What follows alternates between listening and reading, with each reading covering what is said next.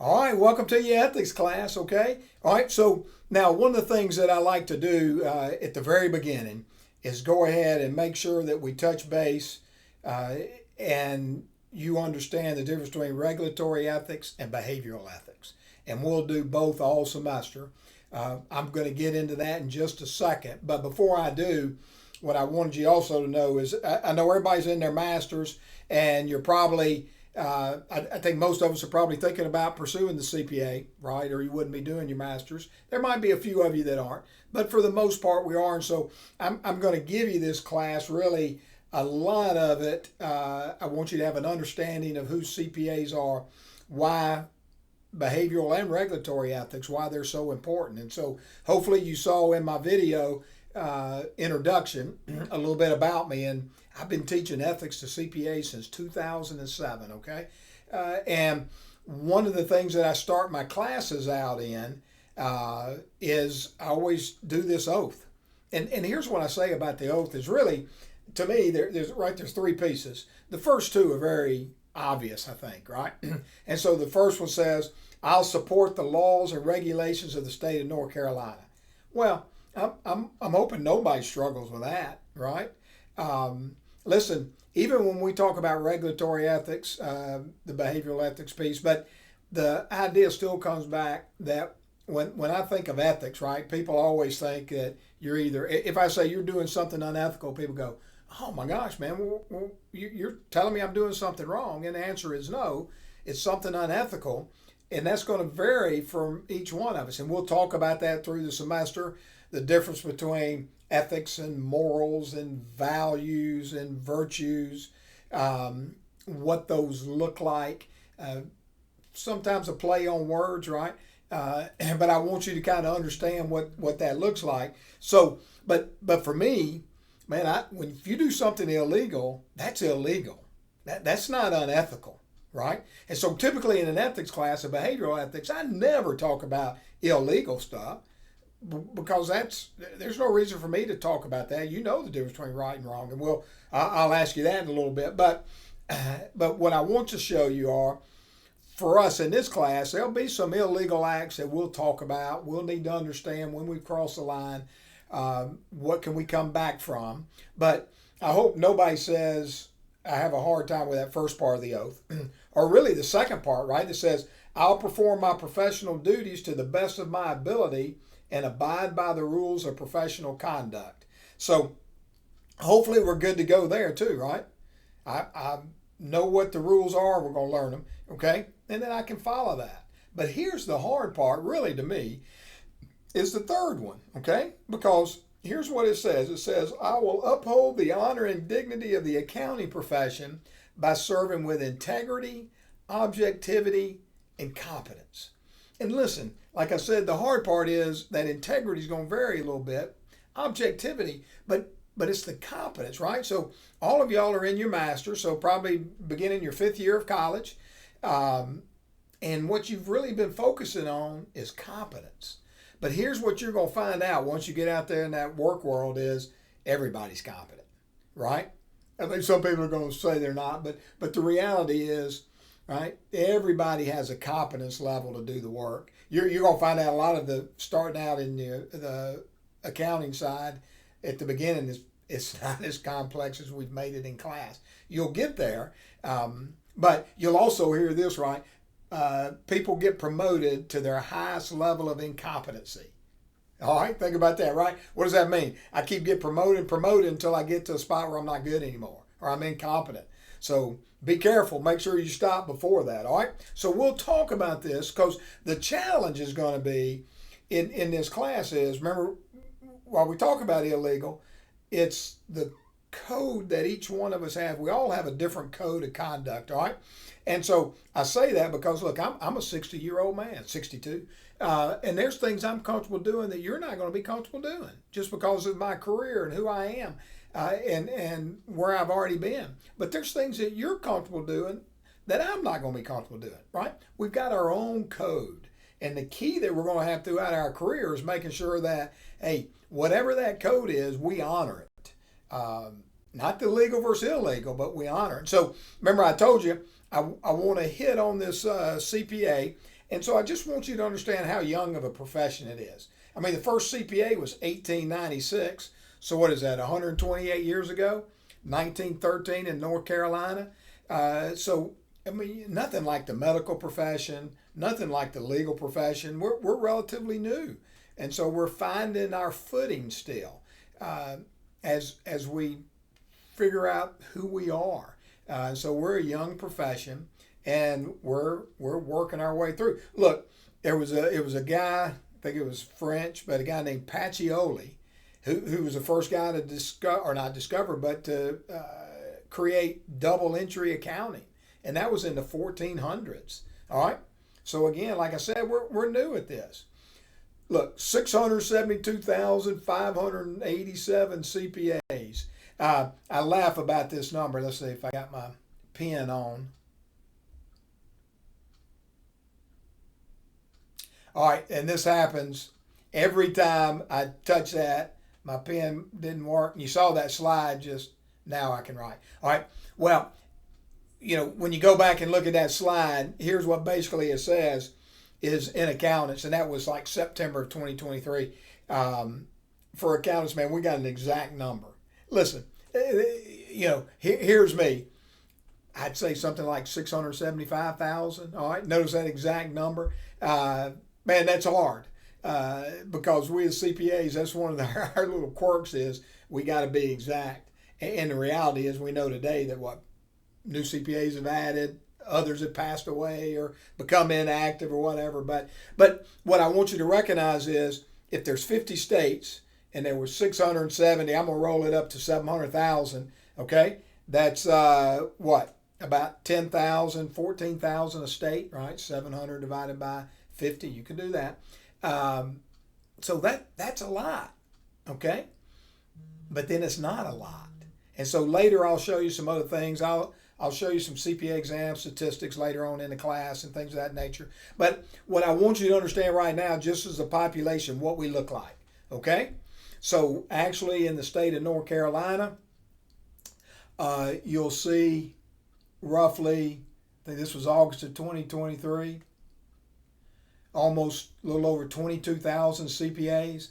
Now, original and reciprocity, we're going to get to, I think in chapter 4, I'll talk about North Carolina laws. Original just says, hey, I got my CPA license in North Carolina. Reciprocity says I got it in another state and moved it to here. So my original license in Mississippi, so that's what we would call reciprocal, reciprocity. Okay? You get an idea of the ages, right? And you'll see the core is right like we think in this middle.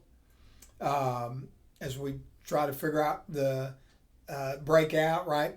Remember, y'all have heard me, those that have had me in class before, I got more jobs than I got students.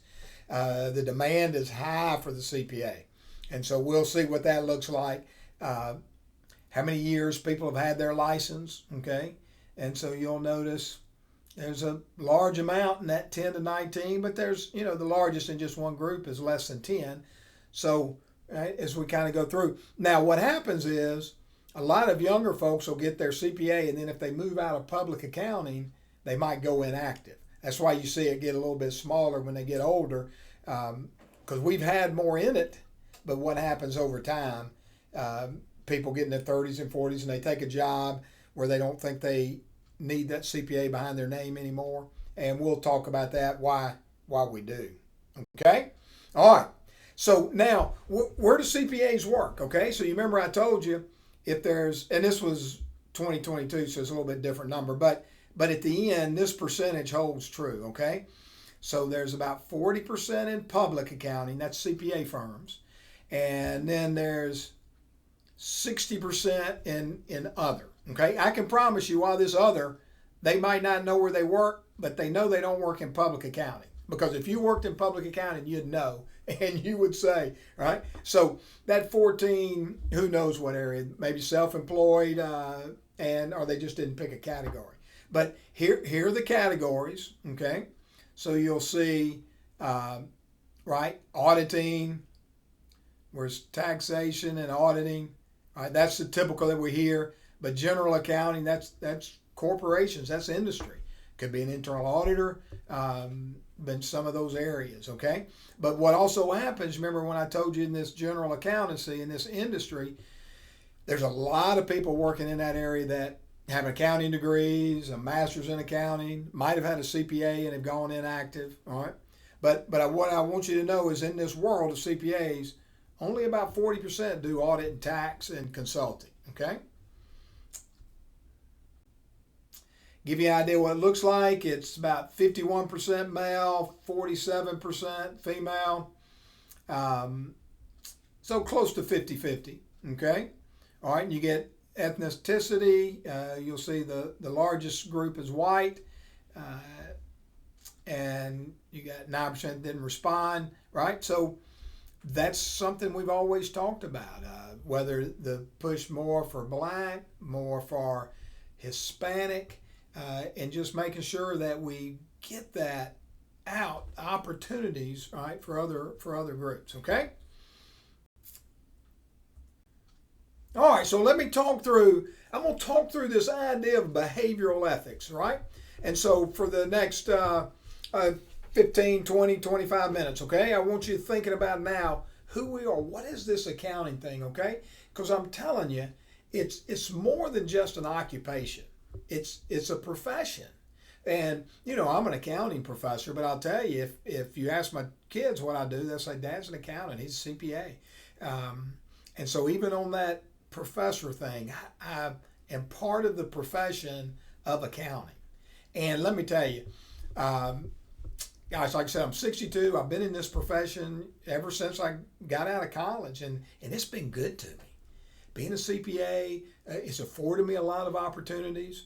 You know, has every day been great? No, all right, but I'll tell you a lot more better than not. And what it's done, and it's given me the ability, it's given me a comfort level, right? Some security. And because listen, here's what I know about accounting. Man, everybody needs us. Everybody needs an accountant. And when it's time to lay people off, we're not laying ourselves off, okay? So just understand what that looks like. Now, when I go through, we'll see this, we'll talk about this as a semester. You know, a discipline is practiced by a credentialed individual with a complex body of knowledge. That's your master's of accounting, your undergrad in accounting.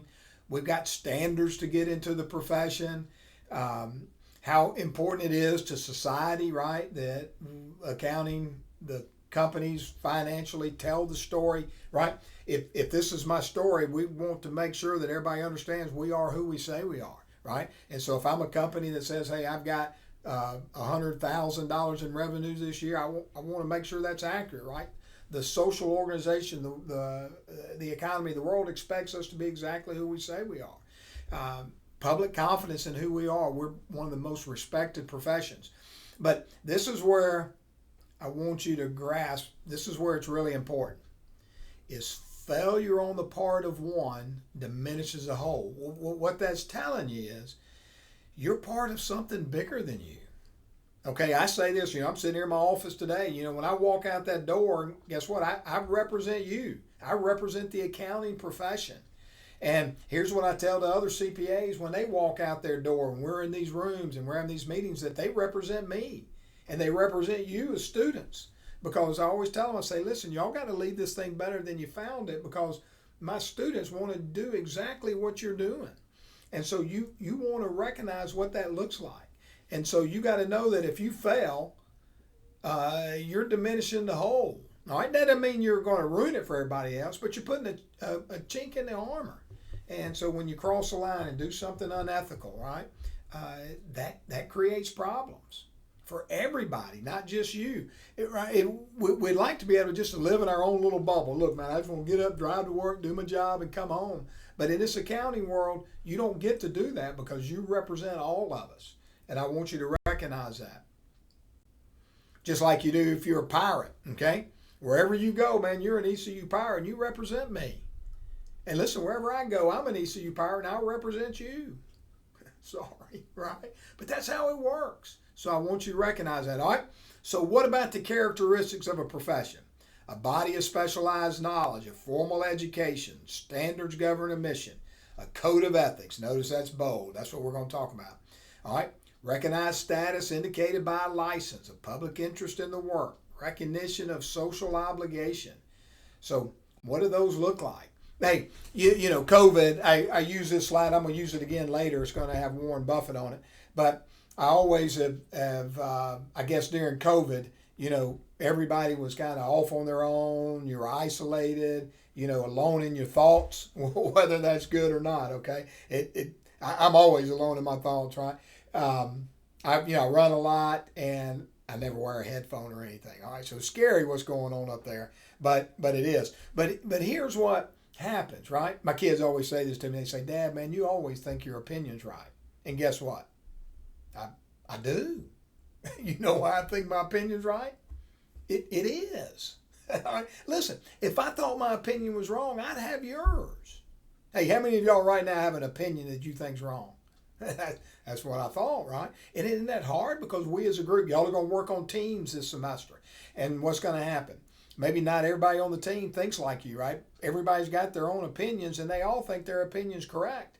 So you've got to be prepared for what that looks like in the workplace. You know, are you going to take a stand, or are you going to follow somebody else's opinion, right? But the objective is, I'll show you this little pyramid in a minute, but the objective is we're all going to be different. But how do we take those differences for the greater good of the company we're working for to get our job done, okay? Because look, here's what I'm telling you, man, ethics. It's more than just rules. Now, it'd be nice if there were a set of rules. You know, I always have people come up to me when I do my ethics classes, I'll always tell stories. You'll hear me all semester tell stories and stuff. And a lot of times I'll use myself. But remember, these stories aren't about me. I'm just using myself as an example because they're really about who? You, right? This class is about you and understanding a little bit more about your own ethical understanding and what that looks like, all right? And so when I say it's more than just rules, because, man, knowing the rules, it's not cut and dry. So people will come up to me after class and they'll say, "Hey, Cal, man, I really love those stories. I love those principles, man. They're great." For everybody else. But they'll tell me, they'll say, "But for me, here's my ethical dilemma, and can you tell me exactly what to do," right? They want just a set of rules, and it doesn't work that way. Because a lot of times I have to tell them, it depends, right? And then the question says, it depends on what, right? And the difference is, we all have different backgrounds, different experience, different hopes and dreams, right? And so we've got to walk through that. So we're going to think through a lot of that stuff this semester, okay? And here's where I talk about it. This kind of follows. It's not about knowing more, but doing more with what you know, all right? So let's follow this same thing. Let me ask you a question. How many of y'all know the difference between right and wrong? All right? I'm hoping everybody's raising their hand, okay? Because if you're not, right, we got a problem. All right, now, let me ask you. How many of you have ever done something unethical in your past? Raise your hand. I didn't say illegal. I just said unethical. However, I know you've also done something illegal too, right? So raise your hand. All right. How many of you going to do something unethical again in your future? Raise your hand. Yeah. Listen, isn't that crazy? Because that's our nature. Because I'm asking you, is that okay? And hopefully every one of you say, yeah, it's okay, because it's impossible for you to say, I'm not going to do something unethical in the future. And listen, I'm the ethics dude, man. I've been teaching these forever. And if I'm fooling myself if I think that I'm never going to do anything unethical, okay? All right, so it's okay to understand that. So what we have to do then is be prepared to figure out what that looks like, all right? So I really don't need to know more. I just got to do more with what I know. And so here's what I'm telling you. And so I'll have a couple themes throughout the semester for my behavioral piece, but one of them is, listen, you have got to have an accountability group, okay? All right, so you've got to have a group of peer-minded friends, or colleagues that will hold you accountable, okay? A support group. So I call it a community and accountability, because if you think you can do this life thing alone by yourself, you're only fooling yourself. It's hard out there. And so we all just admitted that we know the difference between right and wrong, We've done some unethical things in the past, and we're going to do some more in the future. So what does that mean? Man, that means I better have an accountability group that can help me through that and see what that looks like. All right, so here's what I need, man. I need you to buy into character as we start this semester. Okay? What I don't want you to do is to, at the end of the semester, go, man, you know what? My character moved a little bit. I want you thinking about right now, the very first week, you know what? I'm going to buy into my character. My goal, or one of my goals for the semester, is to walk away from this ethics class better than I was when I started, becoming a little bit more aware of who I am, but also becoming a little bit more aware about how important my character, integrity, objectivity, what that looks like for my profession. So, here's what I always like to do in one of these at the beginning of the class. I need to do this for our class in general, right? I'm about to attend a mandatory ethics class. We can call that this 6971, whatever my number is, all right? And be bound by a set of professional ethical standards. I understand that the actual desire to be a high character person is a prerequisite to absorbing something from the process. This curriculum may teach me about ethical rules and frameworks. These standards may provide the minimal ethical requirements of this profession, but they cannot by themselves make me an ethical accountant. For that, I need to buy into the idea that being a high character person is something I desire to work diligently at over time in my life. Listen, you've got to have that goal of being an ethical person, a high character. And I want you to buy into that at the beginning of the class. And let me tell you, I'm 62 and I'm still working on it. It doesn't go away. It's not something that you ever reach. You will. I think I finished this slides with this. You will never passively find what you do not actively pursue, and that's your character, right? It's just not going to happen. You've got to pursue it. All right. And here's when I teach this ethics education. Here's 3 illusions that pop up. Right? People think that hey, studying theories and rules is enough to change behavior. If I just study them, hey, that'd be enough, right? We've got honors code, mission statements, core values. Those are enough. And then sometimes people say you can't teach character. And so let me show you this first thing about studying the rules. And that's what we're going to do. We're going to look at some rules throughout the semester. But I'll give you an idea, all right? Here's why it's not enough. A CPA shall not engage in deceptive conduct. Well, I'm hoping every one of your answers is, well, duh. All right? I mean, who's got to take a class to tell you that? I hope you don't, right? Now, I'm going to help define some things that are deceptive, but hopefully on the surface you go, well, that's okay, right?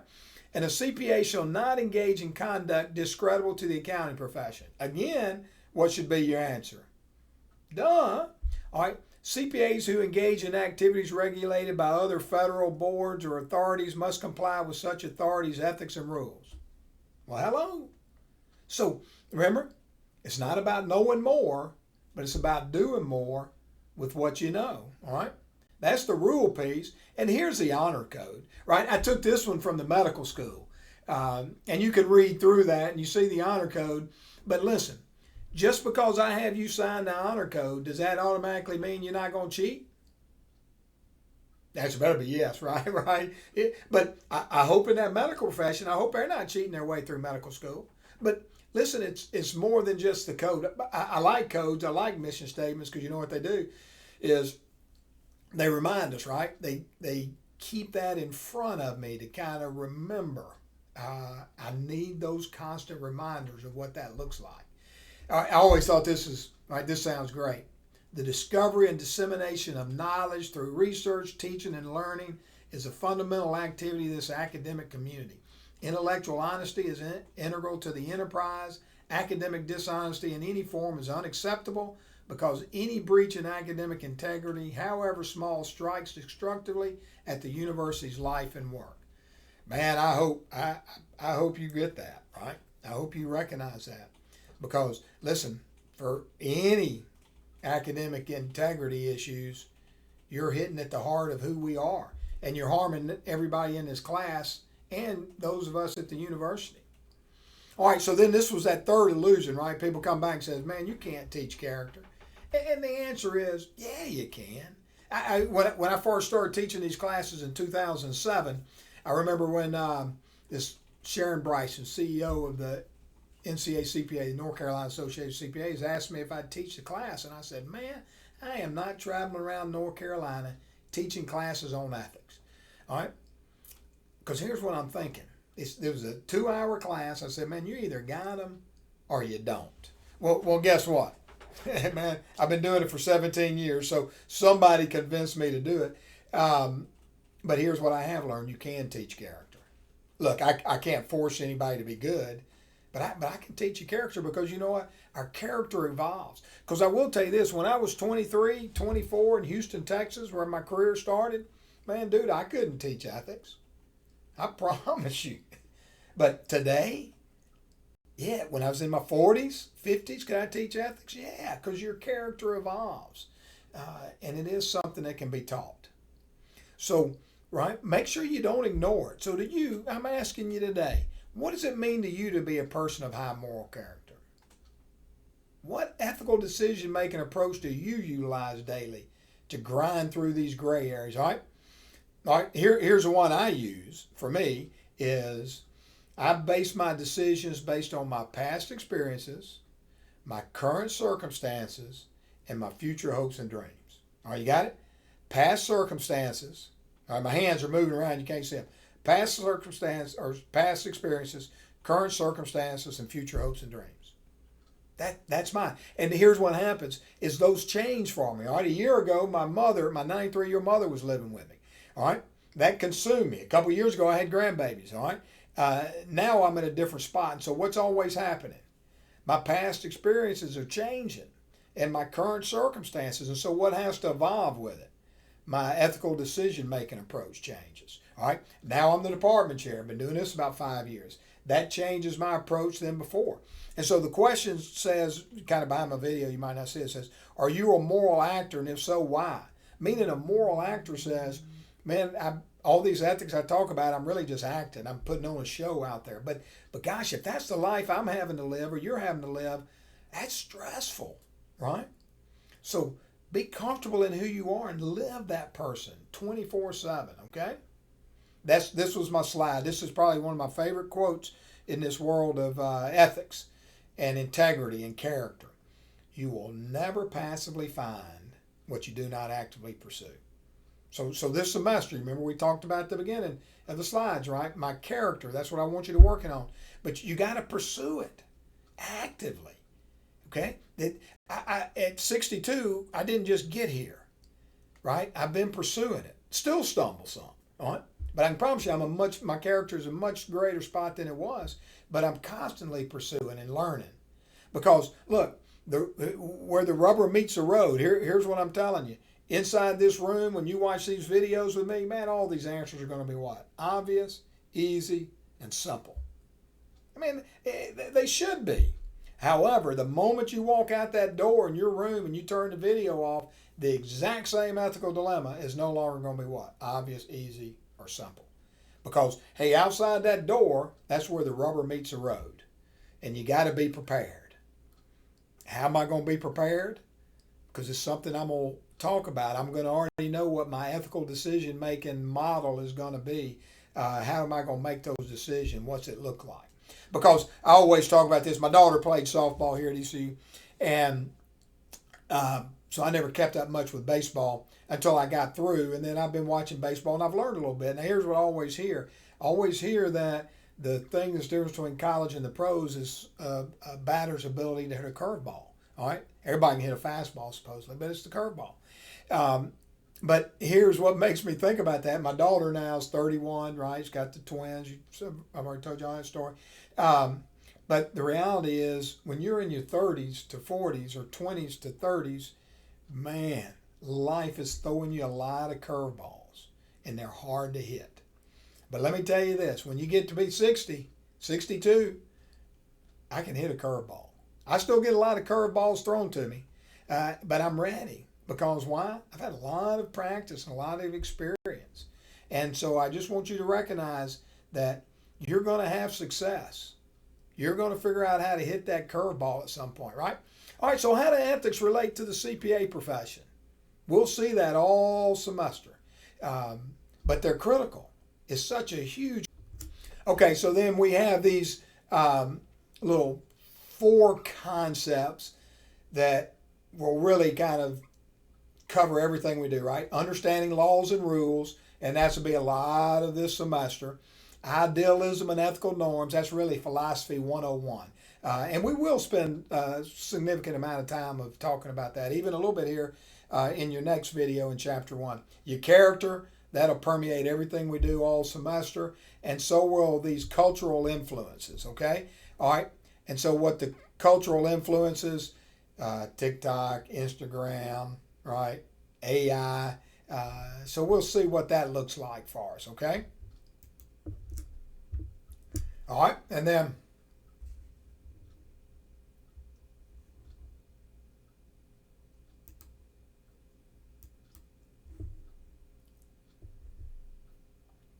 all right, now I'm trying to figure out why my slide's not moving. Hold on.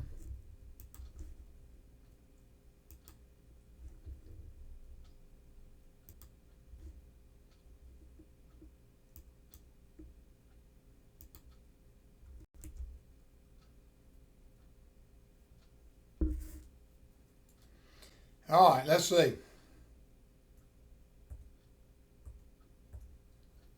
All right, so and throughout this semester we'll figure some things out, but I just paused, so I know you can hear me talking, and I restarted, but I can't get my slide to move.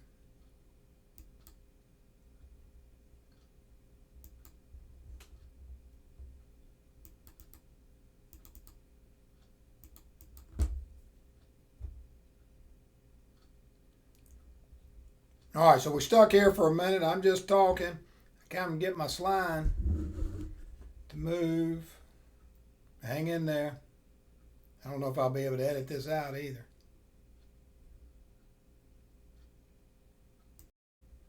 All right, so then as we move, and hopefully, all right, I'm doing this taping. Remember again, I told you, hey, this thing's not going to be excellent or perfect or anything, right? This will be just like we're in the classroom. So I'm trying to do a little editing on this particular video.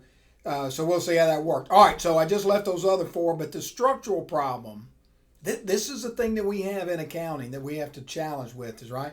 Auditors aren't paid by those whose interests they're supposed to represent.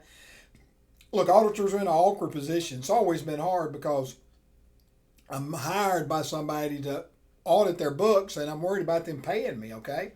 And so that's why we have these rules and regulations, and we'll kind of get into that. Hopefully y'all learn a lot of that while you're taking auditing. Most of you should be taking that this semester. And objectivity is always an issue.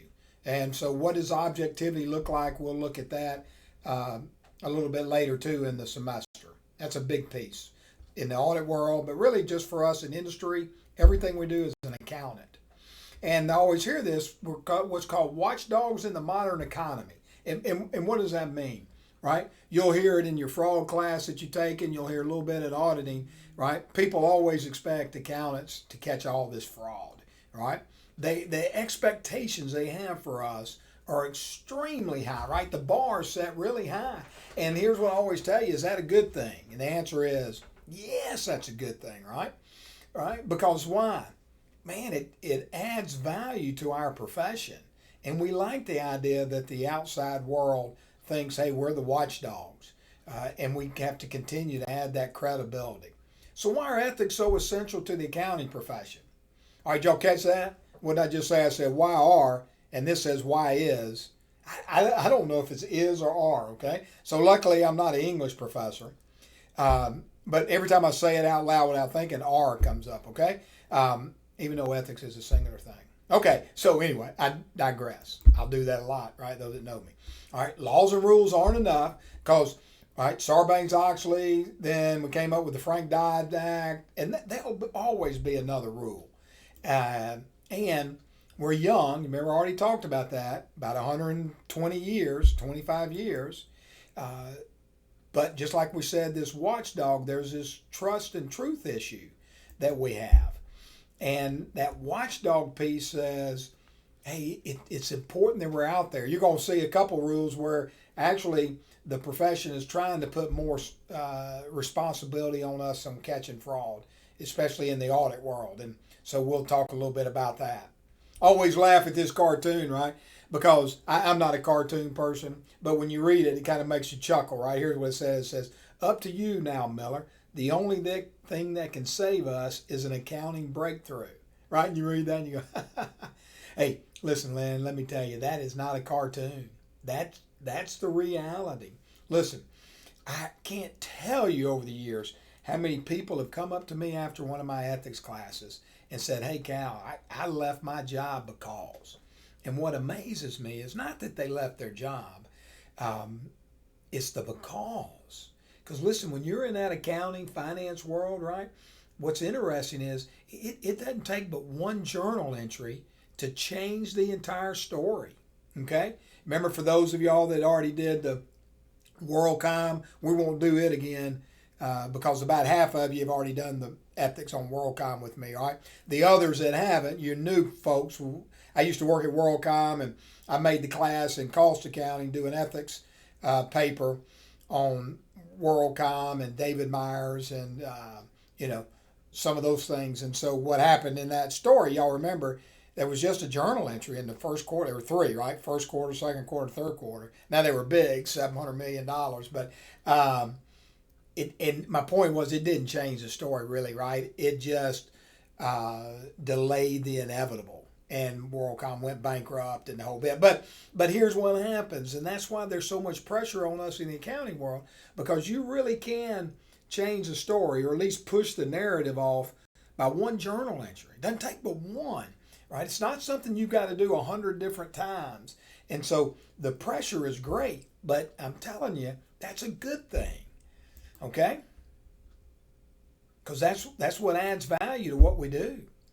And so we've got to figure out, how do we handle these gray areas? And when do you recognize a moral issue, or is it in your blind spot? And what happens, think about me, right? I've been doing this for 17 years of ethics classes, all right? And so I use that over and over again, because what happens is sometimes I get comfortable, or sometimes I think my way, remember, my opinion is always right. And maybe I don't see that because it's a blind spot for me, because maybe I don't think that that's an area of my weakness. We'll talk about objectivity. One of my weaknesses is confidentiality, right? How do I work around that?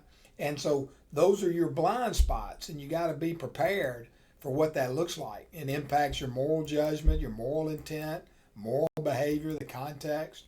And so I always ask people in this blind spot, rate yourself on a scale of 0 to 100, 100 being the most ethical, right? So if you had to rate yourself, where would you be in the world of ethics?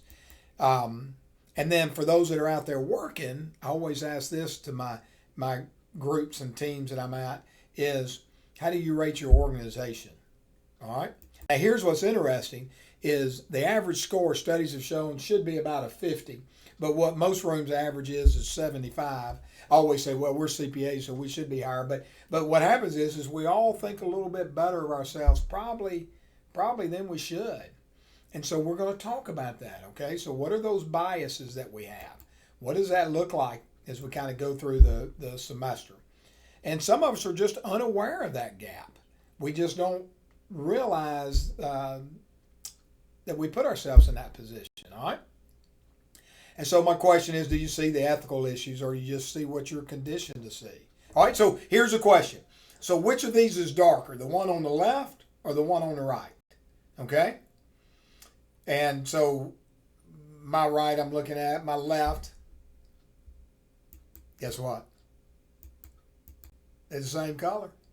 It all depends on your perspective. All right, this one a little bit easier. Which side's darker, the left or the right? All right, this is going to be a long semester if your answer wasn't, well, it's the same. Because what did I do on the other slide? I gave you the answer. It's kind of like a bolded answer, okay? I gave you the answer. And so it's all based on your perspective. And we know how that can impact us. Now, remember I already told you, we're going to talk about ethical dilemmas all semester. And the answers in this class are going to be what? Obvious, easy, and simple. However, when you walk out of this class and you turn the video off on, what happens? Man, those exact same ethical dilemmas are no longer obvious, easy, and simple, are they? Right? Becomes a lot more narrow. So you got to figure out, we've got to understand, how do you work in this gray area? So welcome to ethics. Remember I told you I was going to use this slide again. And here's what happens. Now, this is an old Warren Buffett quote, but it's hopefully you've heard it before. But, you know, even for me, right, I've got to this spot in my career, but I can lose it in 5 minutes by what? Crossing that line. That's the thing you've got to understand. That's a lot of pressure, isn't it? But, hey, what can take your whole career to build, you can lose in 5 minutes. Now, I also want you to recognize there are going to be times that you do stumble. And you know what you can't allow? You can't allow those stumbles to stop you from moving ahead, right? Because a lot of times we'll say, hey, I messed up, so who am I to be all ethical now, right? Who am I to hold you to a higher standard because somewhere in my past maybe I didn't? You can't let that happen, right? You can't let that past slow you down from doing what you need to do in the future, okay? And so here's what I want you to recognize. This is the whole concept, is our understanding, right? So look at this bottom layer. That's every one of us, and what have we said? We're all different, right? We've all got a different code of conduct. Doesn't make one right or wrong, but we're all different. And so what we've got to figure out is, how do we take those differences, bring us all together on our team at work so that we can accomplish the goal of our company, right? And what does that require? Ethical courage and ethical leadership. Both of those things are what's required. Hey, are they easy? Absolutely not. They're hard. They're hard, and you got to be prepared for what that looks like, okay? Because you remember what we say? It's not about knowing more, but doing more with what you know.